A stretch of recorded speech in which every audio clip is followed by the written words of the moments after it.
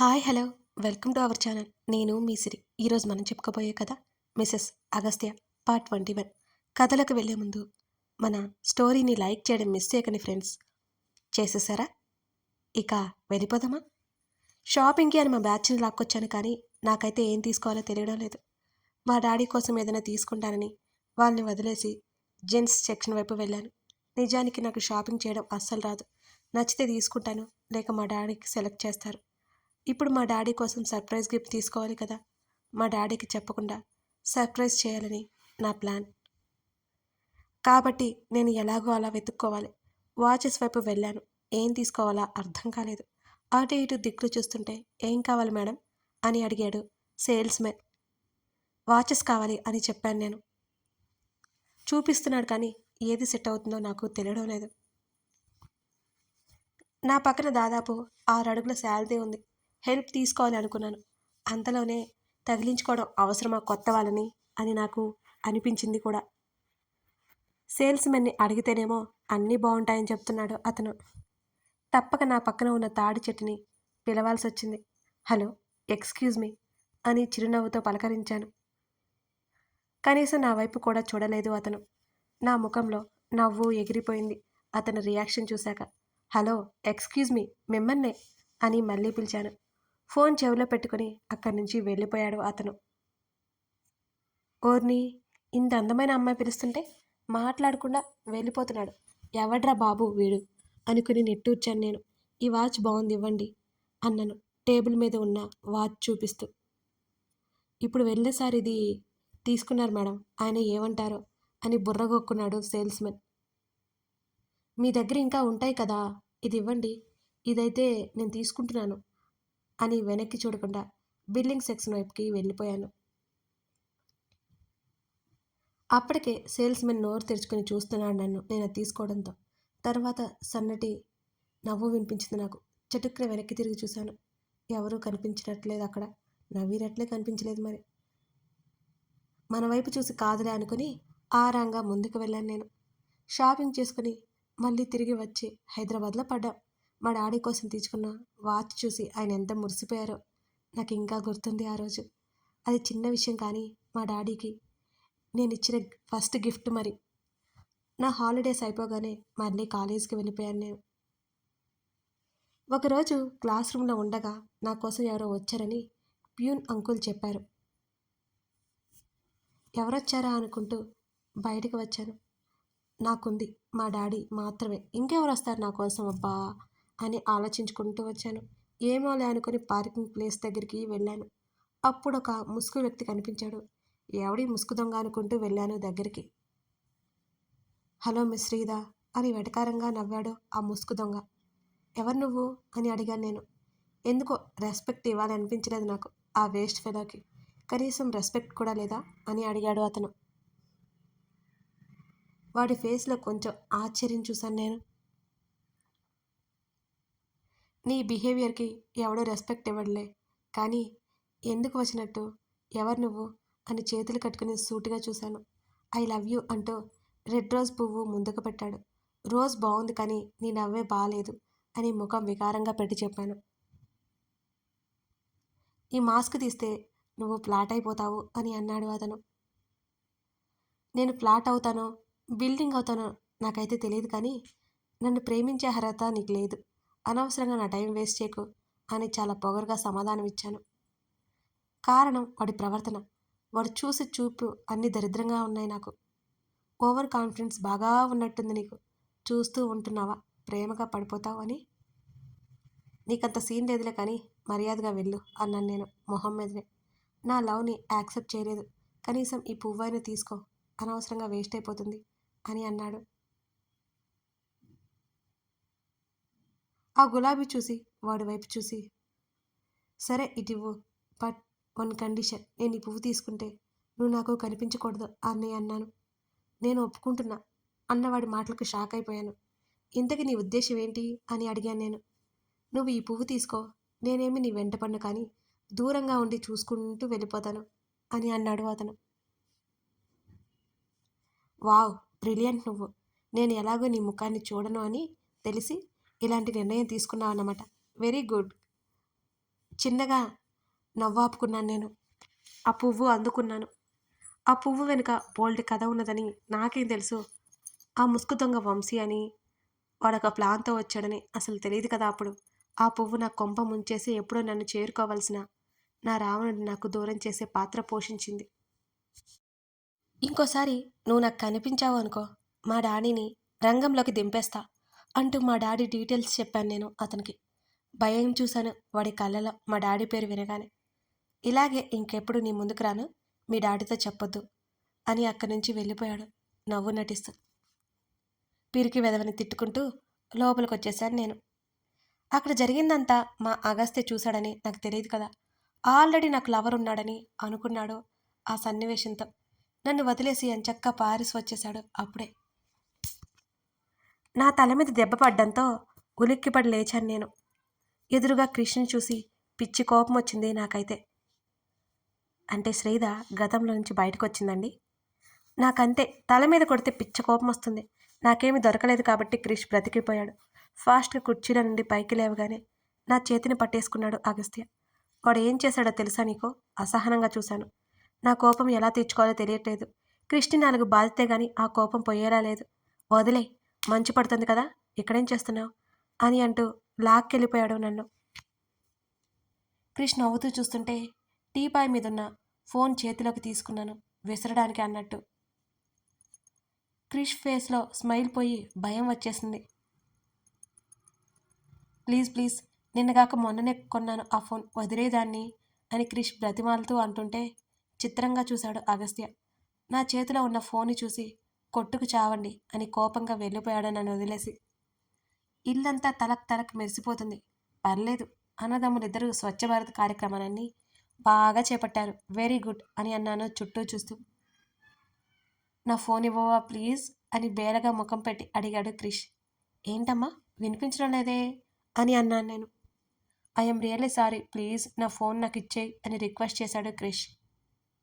ఇంకోసారి పిచ్చి పిచ్చి వేషాలు వేయననే మాట ఇవ్వు అని అన్నాను నేను. సరే అని అన్నాడు క్రిష్. సరే కాదు, నేను చెప్పినట్టు చెప్పు అని ఫోన్ని అటు ఇటు తిప్పుతూ గట్టిగా అడిగాను. అలాగే, ఇంకోసారి పిచ్చి పిచ్చి వేషాలు వేయను అని అన్నాడు క్రిష్. గుడ్, నన్ను ఏమని పిలుస్తావు అని కళ్ళెగరేశాను. నా వైపు గుర్రుగా చూస్తూ వదిన అని చిన్నగా అన్నాడు క్రిష్.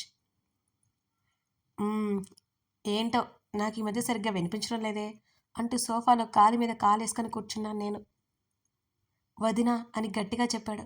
అబ్బబ్బా, వినడానికి ఎంత బాగుందో, ఎంత వినసొంపుగా ఉందో ఈ పదం అంటూ ఆ పిలుపుని ఆస్వాదిస్తున్నట్టు ఒక క్షణం కళ్ళు మూసుకొని నటించాను నేను. నువ్వు చెప్పినవన్నీ చేశాను కదా, ఆ ఫోన్ ఇవ్వు అని అన్నాడు క్రిష్ మళ్ళీ. ఇద్దాం, తొందర ఎందుకు, ఇప్పటి నుంచి ఫోన్ నా దగ్గరే ఉంటుందన్నమాట అని సోఫాల నుండి పైకి లేవగానే శ్రీధ ప్లీజ్ ఇచ్చేయి అని అన్నాడు బ్రతిమాలతూ. ఏయ్, పిలుపు మారిందేంటి అని గట్టిగా అన్నాను. వదిన ప్లీజ్ ప్లీజ్ నా ఫోన్ ఇచ్చేయి, తల ఎత్తి దండం పెట్టేశాడు క్రిష్. అది అలారా, ఈ ఫోన్ కోసం ఇంత కక్కుతి పడుతున్నావు, సీక్రెట్స్ ఏమైనా ఉన్నాయా అని ఫోన్ని అటు ఇటు తిప్పాను నేను. అలాంటివేమీ లేవు మహాతల్లి అని ఈసారి ఏకంగా నా కాళ్ళ ముందు సాష్టాంగ నమస్కారం చేశాడు క్రిష్. ఇంతగా అడుగుతున్నావంటే ఏదో ఉండి ఉంటుంది, పైకిలే అంటూ ఫోన్ ఇచ్చేశాను నేను. ఈ ఇంట్లో ఒక క్షణం కూడా నేను ఉండను, పెద్ద రాక్షసువు నువ్వు అని చెప్పేసి క్రిష్ వెళ్ళిపోయాడు. నవ్వుకున్నాను. క్రిష్ని చూస్తుంటే ఒక్కసారి నాలా అనిపిస్తాడు. ఇందాక కోపంగా వెళ్ళిపోయిన మా మహాశయుడి దగ్గరికి బయలుదేరిపోయాను నేను. గ్లాస్ విండో పక్కన ఉన్న సోఫాలో కూర్చొని కాళ్ళు బార్లా చాపి ఫోన్ చూసుకుంటున్నాడు అగస్త్య. ఇప్పుడు ఖచ్చితంగా నేను కదిలిస్తే చిచ్చుబుడిలా చిటపట పేల్తాడని తెలుసు, కానీ తప్పదుగా. మెల్లిగా అడుగులో అడుగు వేసుకుంటూ తన దగ్గరికి వెళ్ళి తన ముందు కూర్చున్నాను ఓడిలో. ఫోన్ తీసి పక్కన పెట్టాడు తను. నా తలకి ఉన్న కట్టు నిమురుతూ, ఇంకా చిన్నపిల్ల చేష్టలు పోలేదు నీకు అని అన్నాడు మా రావణ్ బాబు. ఇప్పుడు నేనేం చేశాను అని మూతి ముడిచేశాను. తన చేతులు నా చుట్టూ చేరిపోయాయి. నువ్వు చేసేవన్నీ చెప్తే ఒక పుస్తకమే రాయొచ్చు అంటూ నా తల మీద తన చుబుక వారించి, ఇంతకీ పెళ్ళెప్పుడు చేసుకుందాం అని అడిగాడు అగస్త్య. నీ ఇష్టం అని అన్నాను నేను. సిగ్గుల మొగ్గవుతూ, అంకుల్కి పూర్తిగా సెట్ అయిన తర్వాత చేసుకుందాం, ఓకేనా అని అన్నాడు. ఆ మాటతో తెగ నచ్చేశాడు మిస్టర్ అగస్త్య చక్రవర్తి నాకు. సంతోషమో ఆవేశమో ఆత్రమో తెలియదు కానీ వెంటనే తన వైపు తిరిగి తన మెడ చుట్టూ చేతులు వేసి తన బుగ్గ మీద గట్టిగా ముద్దు పెట్టుకున్నాను నేను. విచ్చుకున్నాయి తన పెదవులు. కోపంగా ఉంటాడనుకుంటే కూలుగా మాట్లాడుతున్నాడేంటో. ఎప్పటికీ నాకు అర్థం కాడు ఈ అగస్త్య చక్రవర్తి.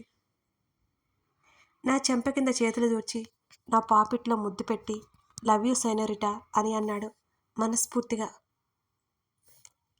అసందర్భంగా మాట్లాడుతున్న తన మాటలకి అర్థాలు వెతుక్కోలేక, వెతికే ఆలోచన లేక తను ఆ మాట చెప్పగానే సంతోషం ఎక్కువై తన మెడ చుట్టూ చేతులు ఇంకా బిగించేశాను. కాసేపటి తర్వాత తన మెడ వంపులో ముద్దు పెట్టాను. ఎందుకే తింగరి ఇలాంటివి చేసి నన్ను రెచ్చగొడతా? వీపు నిమురుతూ అన్నాడు మెల్లిగా. నేనేం చేశాను అని అన్నాను అలాగే తన కౌగిలిలో ఉండిపోయి. నీకు తెలియట్లేదు కానీ నన్ను చంపేస్తున్నావు రాక్షసి అని అన్నాడు. అబ్బో అని నా చెంప మీద చేయి వేసి నిమురుతూ అన్నాడు క్రిష్. గ్లాస్ డోర్ నుంచి వెన్నెల వెలుగు పడుతుంటే అమ్మాయి కంటే అందంగా కనిపిస్తున్నాడు నా అపర ప్రవరాఖ్యుడు.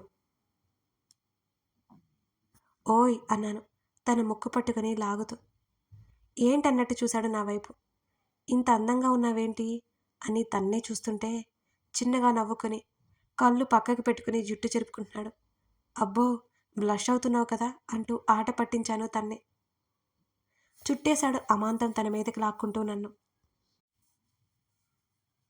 అసలు నేను చూస్తుంది అగస్త్య చక్రవర్తినేనా? ఎంత కోపంగా ఎంత గంభీరంగా ఉండేవాడు ఇప్పుడు ఇంత సున్నితంగా ఎలా ఉండగలుగుతున్నాడు? నిజానికి తన లోపల ఉన్నది సున్నితత్వం, బయటకు మాత్రమే గంభీరత్వాన్ని కోపాన్ని కప్పుకొని ఉన్నాడు. తన ద్వేషం భయంకరం, తన ప్రేమ అనంతం. లవ్ యూ రావణ్ ఈసారికి పైకే అనేశాను. రావణ షాక్ అయిపోతూ చూశాడు నా వైపు. అని తన చేతిని పట్టుకొని నా చుట్టూ వేసుకొని తన హృదయం మీద వారిపోతూ, అంటే నువ్వు ఎప్పుడూ నన్ను భయపెడుతూ కోపంగా సీరియస్గా శాడిస్ట్లా రాక్షసుడిలా బిహేవ్ చేసేవాడే కదా అని నేనంటే నా నడుము మీద పట్టు బిగించేశాడు రాక్షసుడు. నొప్పిరా బాబు అన్నాను తల ఎత్తి. లేకపోతే నేను శాడిస్టా అని కోపంగా అన్నాడు. అదిగో ఇప్పుడే నిన్ను పొగుడుతున్నాను, ఆ లోపల మళ్ళీ నీ శాడిజం చూపిస్తున్నా అని కంప్లైంట్ చేస్తున్నట్టుగా మాట్లాడాను తన మీద తనకే. లేకపోతే ఏం మాట్లాడుతున్నావు అని సీరియస్గా చూశాడు నా నడుము సున్నితంగా నొక్కుతూ. అబ్బా అబ్బాయి అప్పుడంటే నువ్వేంటో తెలియదు కదా నాకు, అందుకే అలా ఇప్పుడేమో ఇంత స్వీట్గా మారిపోతావని నాకేం తెలుసు అంటూ నా 2 చేతులు చెంప కిందకి పోనిచ్చి, నేను ఒకటి అడుగుతాను కాదనుకో అంటూ తన కళ్ళలోకి చూశాను. నేనేం అడగబోతున్నానో అనే ఆతృత కనిపిస్తుంది తన ముఖంలో. నా నడుం మీద ఉన్న చెయ్యి నా వీపు మీదకి చేరి తట్టింది. నీకు కోపం వస్తే నాకు దూరంగా వెళ్ళకు ప్లీజ్ అన్నాను ఏడుపు వస్తుంటే. అయినా నాకెందుకు ఏడుపు వస్తుందో నాకే అర్థం కావడం లేదు. ఇదేమీ ఎమోషనల్ సిచ్యువేషన్ కాదే, మరెందుకు? నాకన్నీ అసందర్భంగానే వచ్చి చేస్తాయి అని కళ్ళు తుడిచాడు మరో చేత్తో. సారీ, నిన్ను బోల్డంత విసిగించాను, నీ ప్రేమని అవమానించాను. మాటల్లో వర్ణించలేని ప్రేమనిది, చేతల్లో మాత్రమే చూపిస్తావని నాకు తెలియదు కదా. Really sorry Ravan, I love you so much అంటూ అతని హట్ చేసిన క్షణాలు గుర్తుకు రాగానే నాకే తెలియకుండా ఎమోషనల్ అయిపోయి తన ముఖమంతా ముద్దులు పెట్టాను తెగ ఉద్వేగపడిపోతూ. నా చుట్టూ చేతులు బిగించి నా ప్రేమను ఫీల్ అవుతున్నాడు తను. నా ముద్దుల వర్షాన్ని ఆపడానికో పొంగి పొల్లుతున్న తన ప్రేమను తెలియజేయడానికో ఎందుకో ఏమో దూరంగా ఉన్న ఇరుజతల మా పెదవులను తను కలిపేశాడు. నాలో ఉద్వేగం నా ప్రేమ ఉధృతి తగ్గిస్తూ సున్నితంగా ముద్దాడాడు. నేనేం తగ్గలేదు. ఒకవైపు తన ప్రేమను ఫీల్ అవుతూ మరోవైపు తనని ముద్దాడాను. నా నడుము చుట్టూ ఇంకా పట్టు బిగించేసి నన్ను సోఫాలో వేసి నా మీదకి చేరిపోయాడు తను. హద్దులు చెరిపే ప్రేమ హద్దు మీరడం ఇష్టం లేదు నాకు. అయినా తన ప్రేమకు బానిసై తనకి ఏమాత్రం అడ్డు చెప్పలేదు నేను. కథ కొనసాగుతోంది. కథ నచ్చితే లైక్ చేసి కామెంట్ చేయండి. అలాగే చాలామంది సబ్స్క్రైబ్ చేసుకోకుండానే ఈ స్టోరీని చూసేస్తున్నారండి. సబ్స్క్రైబ్ చేసుకోవచ్చు కదా! దానివల్ల మీకు నష్టమేమి లేదు కదా! మీరు చూసే రెగ్యులర్ స్టోరీస్ అన్నీ చక్కగా నోటిఫికేషన్స్ వస్తాయి. సబ్స్క్రైబ్ చేసుకొని బెల్ సింబల్ మీద క్లిక్ చేసి పెట్టుకుంటే మిస్ చేయకుండా సబ్స్క్రైబ్ చేయండి. అసలు మర్చిపోకండి. Thank you for watching this video.